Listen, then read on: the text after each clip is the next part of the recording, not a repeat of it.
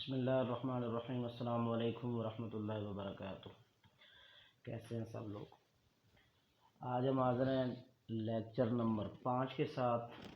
ये हमारा forex training का सफ़र जारी है। हमारे वीडियोस को देखने से मुझे उम्मीद है कि आप कुछ न कुछ ट्रेडिंग को समझने के काबिल यकीनन हो गए होंगे। लेकिन आप तसलसल के साथ अगर ये वीडियोस देखते रहेंगे तो मैं उम्मीद करता हूँ कि आपको 15 से 20 वीडियोस के बाद किसी के सिग्नल्स की मोहताजी नहीं रहेगी, बल्कि आप खुद से ट्रेड लेने के काबिल हो सकते हैं। जो लोग फ़िज़िकल ट्रेडिंग करते हैं उसका ताल्लुक भी इंटरनेशनल मार्केट के साथ ही चलता है, तो कुछ ना कुछ वो इम्पैक्ट उस पर करती है। और जहाँ से इंटरनेशनल सेल बनती है वहाँ से आप आसानी के साथ फ़िज़िकल भी सेल कर सकते हैं, और जहाँ से इंटरनेशनल बाई कर बनती है वहाँ से कुछ ना कुछ पॉइंट्स, कुछ ना कुछ फ़ायदा या नुकसान जो भी उसके साथ असरअंदाज होता है इंटरनेशनल मार्केट के साथ। बाकी फ़िज़िकल वाले जैसे पाकिस्तान में मुआशी हालात होंगे, जिस तरह के मामला चल रहे होंगे, उसके मुताबिक फ़िज़िकल गोल्ड के रेट अप डाउन होते रहते हैं। मैं अपनी ब्रॉडकास्ट में डेली के सिग्नल और फिज़िकल वालों को अपडेट करता रहता हूँ। आज की वीडियो में मैं आपको ये बताने की कोशिश करूँगा कि हम न्यूज़ के ऊपर कैसे ट्रेड करते हैं, और ये जो पेयर्स बने होते हैं जिस तरह GBP USD, इसका मतलब क्या है, ठीक है। फिर उसके बाद यूरो USD, इसका मतलब क्या है। GBP JPY, आप नाम तो सुनते होंगे, लेकिन आपको ये बहुत सारे लोगों को नहीं पता होता कि ये होते क्या है। उसके बाद सिर्फ आपने BTC का नाम तो सुना है, लेकिन साथ USD, इसका क्या मतलब है। ये न्यू के लिए सारी ट्रेनिंग, जो तो पुराने हैं वो तो पुराने हैं। US टेक किस चीज़ को कहते हैं, क्योंकि हर ब्रोकर ने एक अपना नाम रखा होता है। करेंसीज तो करेंसीज ही हैं, और जिस तरह GBP USD, GBP ये रिप्रेजेंट करता है पाउंड को,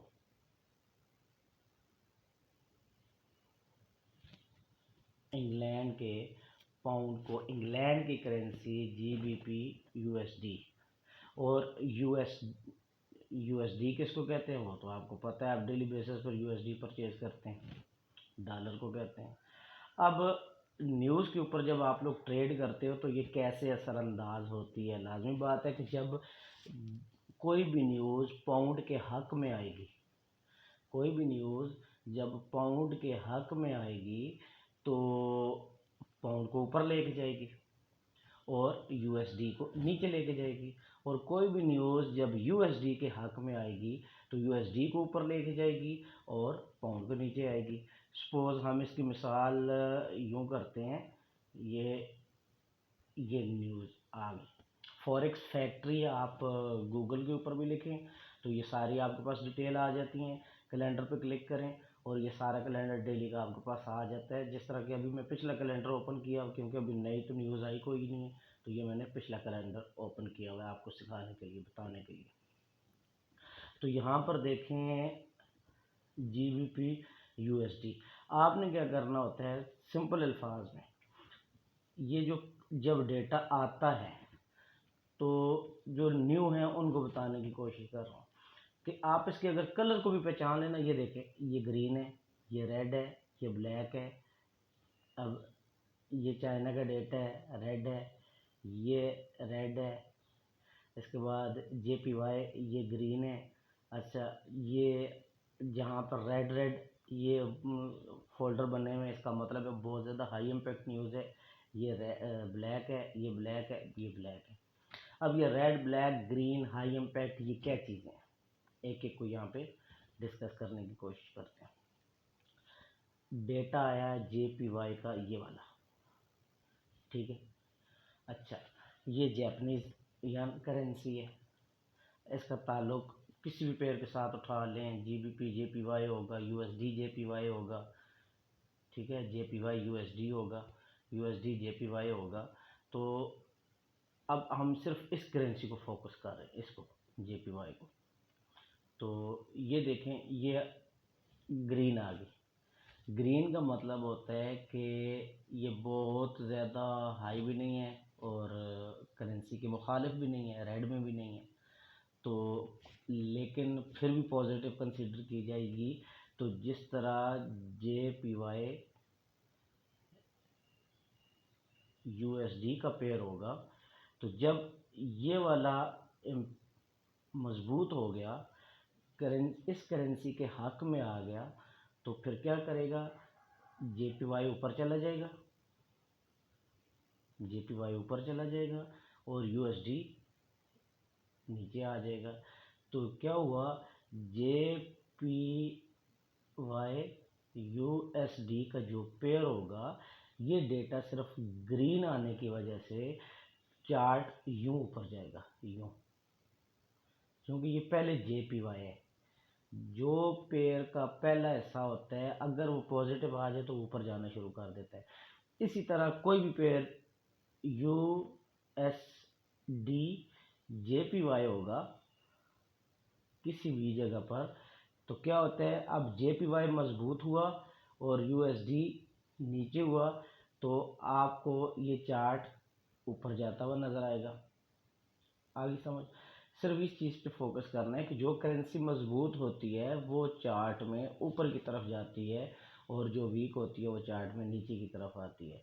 और जहाँ पर डेटा बिल्कुल ब्लैक आ जाए, ये बहुत ज़्यादा असरअंदाज करती है और स्पीड के साथ उस करेंसी को ऊपर लेके जाती है और उसके मुखालिफ वाली करेंसी को नीचे लेके आती है। इसी तरह सेशंस होते हैं। सबसे पहले सिडनी सेशन स्टार्ट होता है सुबह, उसके बाद एशियन स्टार्ट होता है, फिर दिन को वो क्या उसे कहते हैं, इंग्लैंड का सेशन स्टार्ट हो जाता है, शाम को USD का सेशन, US सेशन स्टार्ट हो जाता है। फिर 6:30 बजे बहुत ज़्यादा high impact New York session start हो जाता है। तो इन सेशंस के अंदर करेंसीज का रद्द-बदल होता है, जिसके ऊपर बहुत ज़्यादा चीज़ें असरअंदाज करती हैं, करेंसीज के ऊपर स्पेशली। और गोल्ड पूरी दुनिया को रिप्रेजेंट करता है, इसलिए किसी न किसी हद तक गोल्ड पे असर होता है। क्योंकि गोल्ड की भी बात आ गई, अब ये देख लें कि जिस तरह ये JPY है, GBP है, GBP और EUR यूरो, ये जब भी स्ट्रॉन्ग होंगे, ये पॉइंट लिखने वाला है, ये जब भी स्ट्रॉन्ग होंगे, इनका डेटा ग्रीन या इनका डेटा ब्लैक आएगा, तो गोल्ड ऊपर चला जाएगा। उसकी रीज़न क्या है, गोल्ड पूरी दुनिया में सबसे ज़्यादा अगर किसी के साथ अगर रिप्रेजेंट करता है तो फिलहाल डॉलर के साथ वो चल रहा होता है। हालांकि गोल्ड का GBP के साथ भी पेयर बना हुआ है, यूरो के साथ भी बना हुआ है, JPY के साथ भी बना है, बहुत सारे ब्रोकर्स ने इनके पेयर आपस में दिए होते हैं। लेकिन जो सबसे ज़्यादा असरअंदाज करता है और लोग जिसकी ट्रेडिंग को पसंद करते हैं वो गोल्ड के साथ करते हैं। तो जैसे ही ये डेटा GBP, यूरो और ऑस्ट्रेलियन डॉलर जब भी ये स्ट्रॉन्ग होंगे, गोल्ड ऊपर जाएगा। इस पॉइंट को आप अपने पास लाजमी नोट करें। और USD जब भी वीक होगा, कमज़ोर होगा, तो फिर गोल्ड ऊपर जाएगा। ठीक हो गया जी। और जब ये मजबूत होंगे, ये GBP, EUR और ऑस्ट्रेलियन डॉलर जब भी ये मजबूत होंगे, जिस तरह ये ऑस्ट्रेलिया का डेटा था, ये ब्लैक है, जब भी ये स्ट्रॉन्ग होता है तो गोल्ड को ऊपर लेके जाता है। ये तो सिर्फ रेड, ग्रीन और ब्लैक के बारे में मैंने आपको बताया। फिर आप किसी भी ऊपर, जिस तरह ये ऑस्ट्रेलियन डॉलर हम ये देखते हैं, अभी डेटा सपोज आया नहीं है और हम इसको देखना चाहते हैं कि क्या है, तो जब हम इसको यूँ प्रेस करके रखते हैं तो ये वो दे रहा था फोरकास्ट वगैरह, जो भी चीज़ है कि प्रीवियस डेटा इतना था और फोरकास्ट इतनी की जा रही है। उस बेस पे आप डेली के चार्ट को देख के एनालाइज करते हैं और समझने की कोशिश करते हैं कि डेटा अगर मज़ीद वीक आता है तो ये चार्ट कितना नीचे जा सकता है, और डेटा स्ट्रॉन्ग आता है तो ये चार्ट कितना ऊपर जा सकता है। फिर ये फोल्डर पे आप क्लिक करते हैं, आप फोल्डर पे क्लिक करते हैं तो फिर पूरी डिटेल आपके सामने आ जाती है। ठीक है, और इसमें सिंपल सिर्फ आप अफेक्ट देखें, बाकी डिटेल आप पढ़ लें क्योंकि मैं वीडियो को लंबा नहीं करना चाहता। लिखा हुआ है actual greater than forecast is good for currency. इसका क्या मतलब होता है जी, इसका मतलब ये होता है कि जैसे ये डेटा स्ट्रॉन्ग आता है, मतलब ब्लैक आता है या ग्रीन आता है, तो ये करेंसी के लिए अच्छा है। तो जब कोई भी डेटा ऑस्ट्रेलियन डॉलर के लिए अच्छा आएगा तो यूएसडी एयूडी नीचे आएगा, क्योंकि यूएसडी पहले है, एयूडी बाद में है। तो एयूडी जब मजबूत होगा तो वो ऊपर जाएगा और डॉलर नीचे आएगा, तो वो पूरा जो चार्ट होगा वो नीचे आएगा। आगे समझ, ऑस्ट्रेलियन डॉलर मजबूत होगा। अच्छा, इसी तरह गोल्ड कर लेते हैं कि XAU जो गोल्ड होगा वो स्ट्रॉन्ग होगा, क्योंकि ऑस्ट्रेलियन डॉलर, GBP और EUR जब भी स्ट्रॉन्ग होते हैं गोल्ड अप जाता है। यहाँ तक चीज़ें क्लियर हो गई जी। ये न्यूज़ रीडिंग का तरीका है। सिर्फ ये मैंने 3-4 चीज़ें आपको बताई हैं, फिर उसके हिसाब से जितने भी पेयर हैं, GBP कर ले, JPY कर ले, जो भी है उसको आप उस हिसाब से मैनेज कर सकते हैं। अच्छा, फिर उसके बाद हम चलते हैं जी इसके ऊपर। ये जो कल मैंने बताया था, ये कल काफ़ी 100 प्रॉफिट में भी था, लेकिन क्योंकि ये डेमो है तो इसलिए मुझे इसकी परवाह नहीं है। तो हम क्या करते हैं, चले लगे रहिए ट्रेड। अब हम देखते हैं कि जो हम टाइम फ्रेम जब हम सेंटर में प्रेस करते हैं, तो फिर वही बता रहा हूँ कि यहाँ पे 5 मिनट की एक कैंडल बनेगी, 15 मिनट की एक कैंडल, जिस टाइम फ्रेम के ऊपर आप क्लिक करेंगे उतने मिनट में एक कैंडल बनेगी। तो ये सर्कल जो है ये हमने यहाँ मंथ तक कवर किया हुआ है, जिसके ऊपर क्लिक करेंगे उतने टाइम फ्रेम के अंदर एक कैंडल बनेगी। और जब कैंडल क्लोज होती है फिर आप फैसला करते हो कि ये डोजी बननी है, हैमर बनना है, शूटिंग स्टार बनना है, कौन सा। ये कैंडल पैटर्न्स ये मैं आपको आगे कैंडल स्टिक पैटर्न वगैरह ये सारी चीज़ें बताऊंगा। फिलहाल बिगनर्स के लिए बता रहे हैं कि जो शुरू में ट्रेड लेने के काबिल हो जाएं। ये कैंडल्स कैसे बनती हैं, उसकी क्लोजिंग के ऊपर आपको नेक्स्ट कैंडल क्या असर देती है कि वो किस तरफ जा सकती है, ये सारी चीज़ें स्टेप बाई स्टेप आपको बताता चलूँगा। अब चीज़ें जो देखने वाली हैं वो ये है कि इसका क्या मकसद है और इसका क्या मकसद है प्लस का, और ये जो F बना हुआ है इसका, 3 चीज़ें उन्होंने एक्स्ट्रा दी हुई हैं, इसका क्या मकसद है। ठीक है, तो आप अक्सर देखते होंगे जितने लोग भी लाइंस लगाते हैं वो लाइंस कैसे लगाते हैं आपको समझ नहीं आ रही होती, तो उसमें एक ऑप्शन है ये शेप्स वाला। शेप में देखिए सर्कल बना हुआ है कि आप इससे सर्कल लगा सकते हैं, ट्राइंगल लगा सकते हैं, रेक्टेंगुलर लगा सकते हैं। तो अब हम इसके ऊपर क्लिक करेंगे शेप्स के ऊपर। ये डिफ़ॉल्ट में दी हुई है कि ये ओरिजेंटल लाइन है, ठीक है, ये इन्होंने स्लैश दी हुई है। ये बॉक्स जब हम जोन बनाते हैं, ये जो तीर आप अक्सर चार्ट के ऊपर लोग देखते होंगे कि लोग तीर बना के इशारा दे रहे होते हैं, ये सारी चीज़ें स्टेप बाई स्टेप क्लियर करते हैं। तो मैं जब जाता हूँ इसके ऊपर और मैं देखता हूँ कि मुझे ये अंदाज़ा था कि जब मार्केट इसको क्रॉस करेगी, ये एक सपोर्ट बनी हुई है ना, जब मार्केट इसको क्रॉस करेगी तो मार्केट इस एरिया में लाजमी आएगी। ठीक है, अब ये तो मैं रिकॉर्डिंग कर रहा हूँ, मैं साथ साथ एडिटिंग कर रहा हूँ। रिकॉर्डिंग जैसे ख़त्म होती है एडिटिंग ख़त्म हो जाएगी। तो मैंने ये देखना है कि मैं इसको डिफ़ाइन कैसे करूँगा, मुझे कैसे पता चलेगा कि इसको इसने क्रॉस किया कि नहीं किया।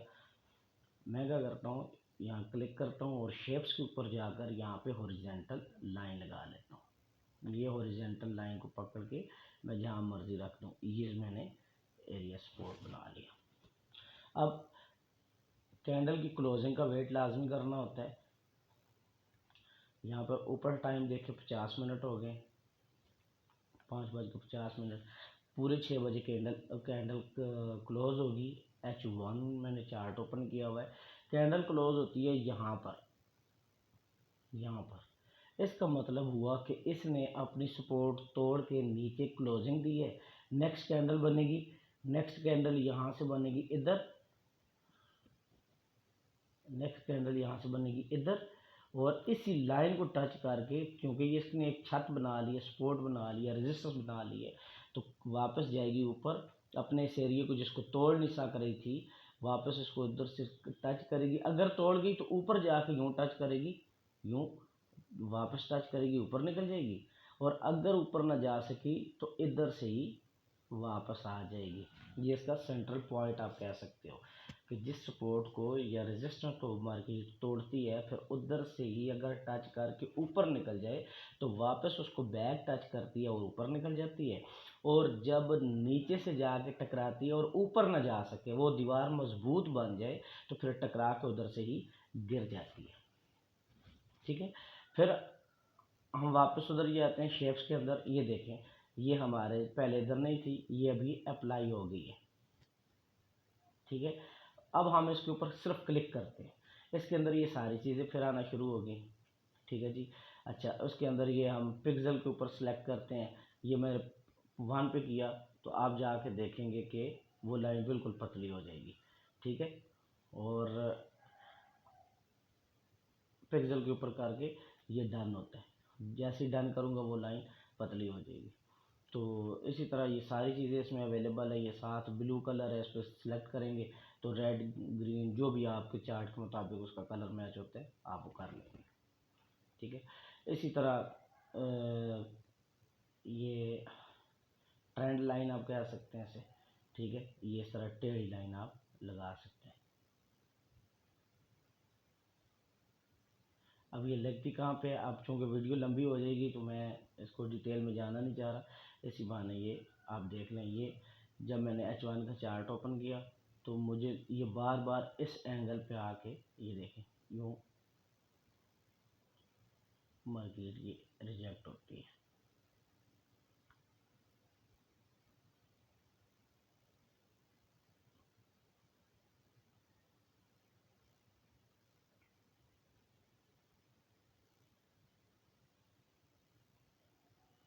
ये बना लेते हैं, ठीक हो गया जी।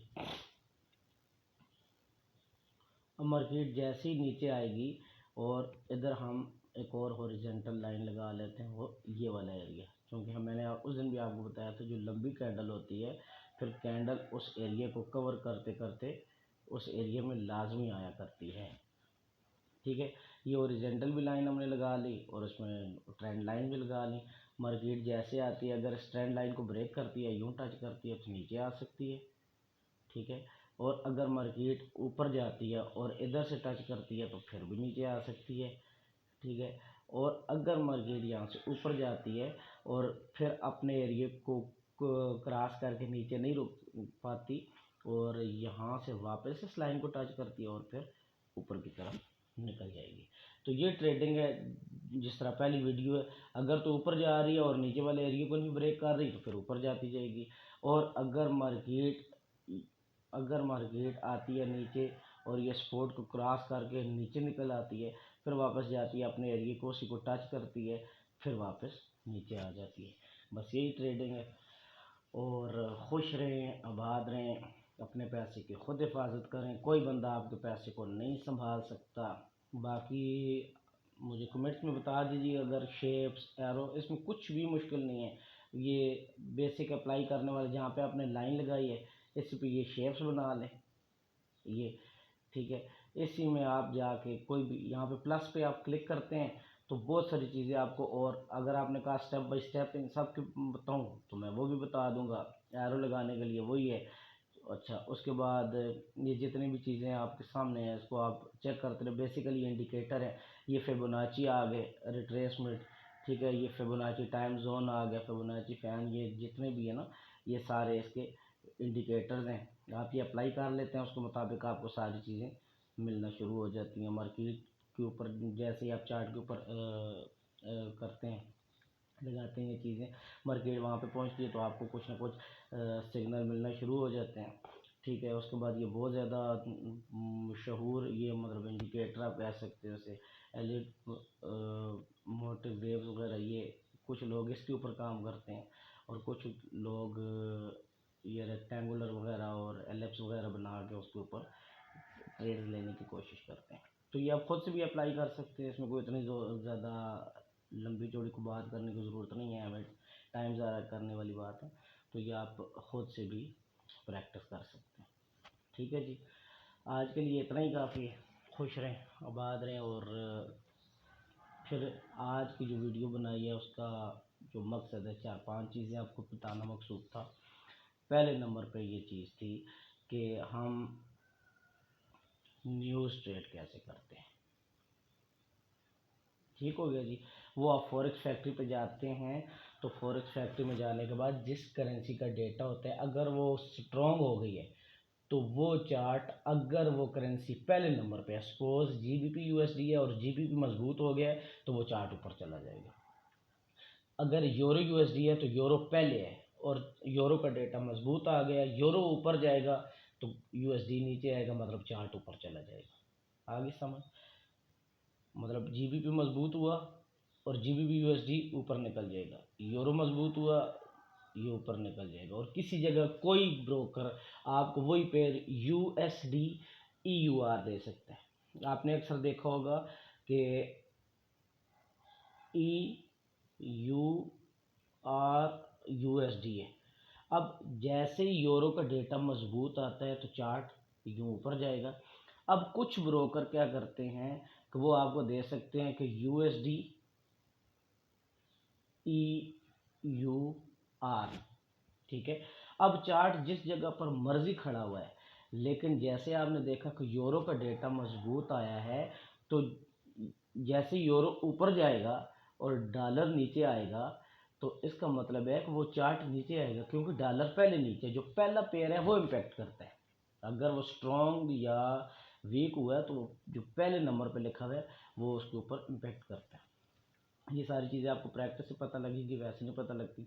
खुश रहें, आबाद रहें, वीडियोस को देखें, एक एक स्टेप को नोट करते जाएं। और मुझे उम्मीद है कि आप कुछ ना कुछ सीख रहे होंगे। अगर कोई क्वेश्चंस वगैरह हों तो आप मुझे बता सकते हैं।